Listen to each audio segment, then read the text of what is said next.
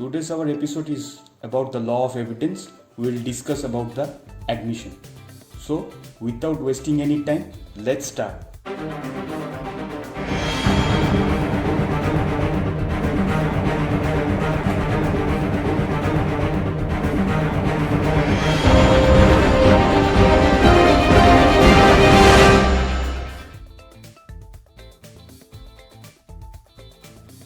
So the definition of admission has been described in the section 17, which lays down that according to this section, an admission is a statement, whether it's oral or documentary or contained in electronic form.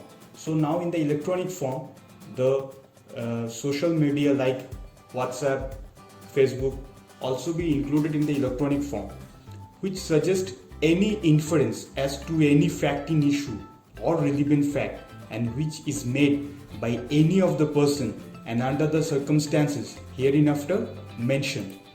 So, a statement acknowledging the truth of something or acknowledging the truth of any fact in issue or relevant fact, it may be called as an admission. So, the point to be noted that to get constructive definition of admission, section 17, 18, 19 and 20 should be taken together to define the so-called admission. Focusing on the word statement. When we ask about what is statement, we wrongly said that either it is oral and documentary, which is absolutely wrong.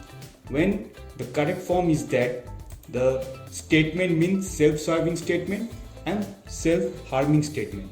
So what is self-serving statement? Self-serving statement are those statements which serve the interest of the person who makes them.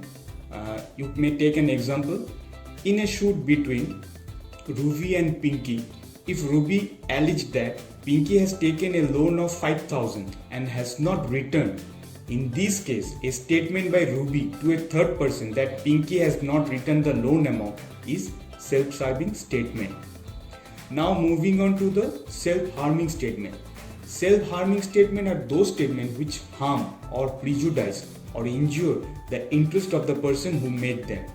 So in the same example, in a suit between Ruby and Pinky, if Ruby alleged that Pinky has taken a loan of 5,000 and has not returned, in this case, a statement of Ruby to a third person that Pinky has returned the loan amount is self-harming statement.